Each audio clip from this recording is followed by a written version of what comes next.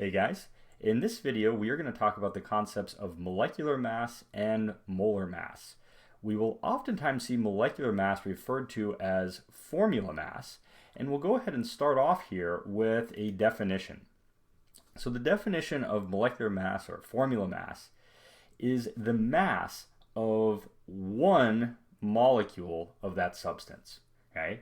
And so it's a relatively easy thing to calculate. All we have to do is obtain this molecular mass by simply adding up or summing the average atomic masses for every single atom that's represented in that substance's formula.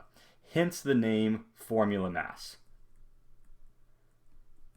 All right? And so you will see those terms used interchangeably. So let's look at an example. If we take the example of CHCl3, trichloromethane, the chemical formula given right here allows us to directly calculate that molecular mass. You basically go through, list off every single element, carbon, hydrogen, and chlorine, look at the quantity of each one of these elements that are present by looking at the subscripts in that molecular formula.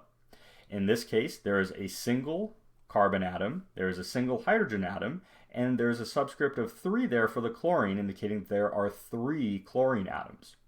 You then come over to the periodic table. Remember, you'll get all these masses from the periodic table, get those average masses for each one of the 3 elements, plug them in there, and then multiply the masses by the quantity of that element, get the total contributions to the mass for each one of the 3 atoms present, add them all together, and you have your answer.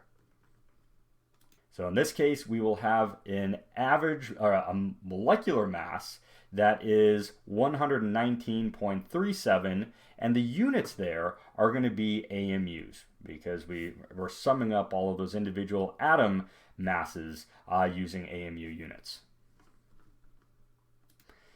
And so this same sort of approach will hold for molecules of an arbitrary size. So if we look at another example here, in this case aspirin, a compound that we'll be synthesizing later on in the course, you will basically be doing the exact same approach but just using larger numbers. In this case, our 3 atom types are carbon, hydrogen, and oxygen, and there are 9, 8, and 4 of these atom types, respectively.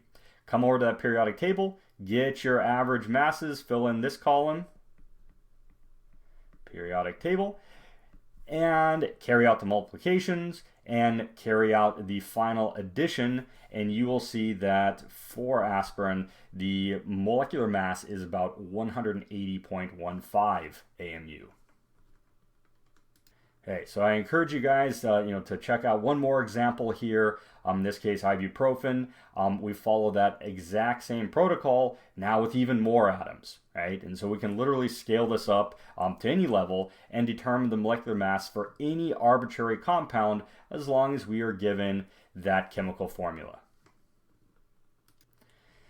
Okay, so now when we're talking about molecular compounds, we have a pretty straightforward protocol to follow. You simply look at that molecular formula, add up the mass of each of the atom types, multiply by their respective quantity, and you're good to go.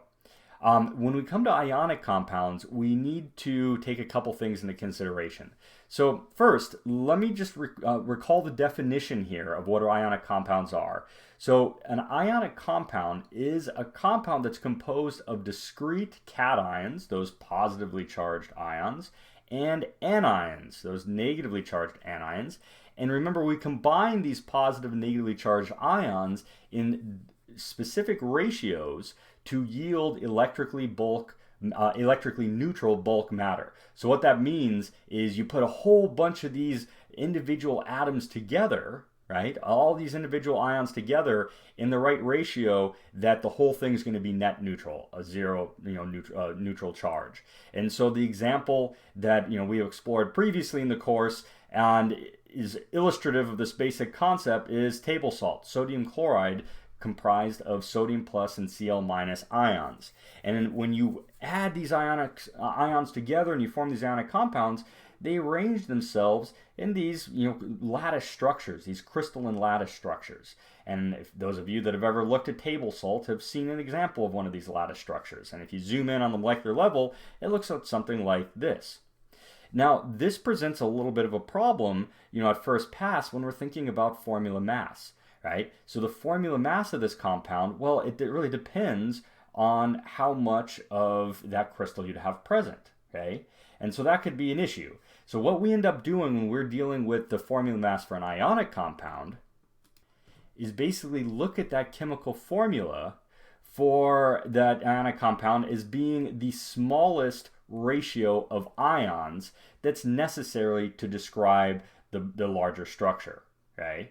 And then, using that smallest ratio of ions, we're going to go ahead and compute that formula mass just as we did in the previous example. So in the case of sodium chloride, that smallest ratio of ions is simply 1 sodium for every 1 chlorine, right? A positive 1 sodium, negative 1 charge on the chlorine, 1-to-1 ratio. And so the overall molecular mass is just taking mass of sodium, mass of chlorine, multiplying by 1, and adding things together, and now getting our formula mass of 58.44 AMU.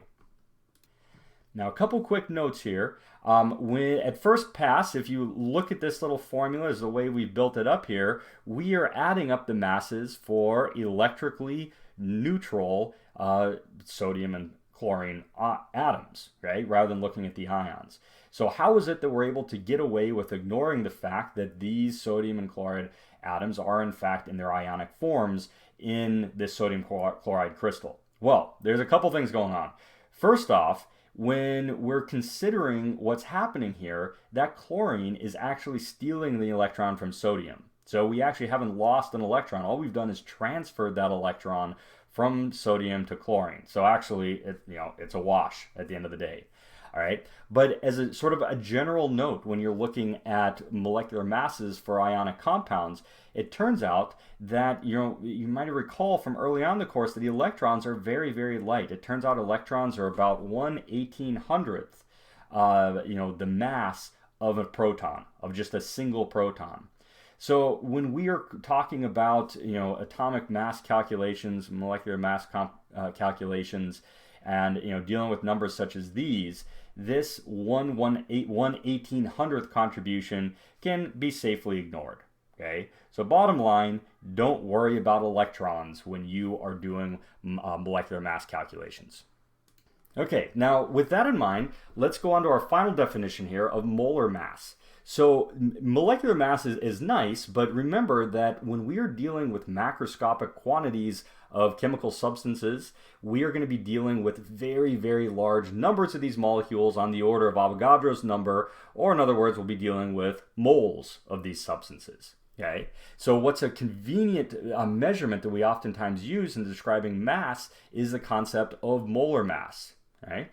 And the molar mass is the mass typically reported in grams, so we'll always use grams unless say otherwise. It's the mass in grams of 1 mole of that substance, right? So if you have Avogadro's number of these individual molecules, then this is the mass in grams, right? That's the molar mass. So the molar mass is actually going to be calculated in the exact same way that we did before, because we remember that the mass of an atom in AMU is also equal to the grams that 1 mole of that atom would weigh.